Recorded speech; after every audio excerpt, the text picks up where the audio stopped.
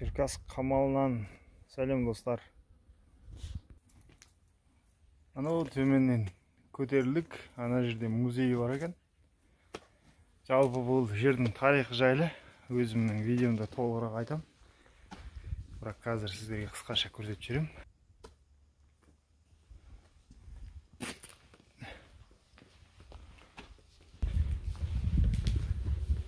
Бұл жер жалпы негізі кеңес үкіметінің орнауына қатысты тарихи жер. Алашордаға да қатысты жер жалпы. Себебі алашордалықтар да бұл жерде қандай шайқаста қатысқан.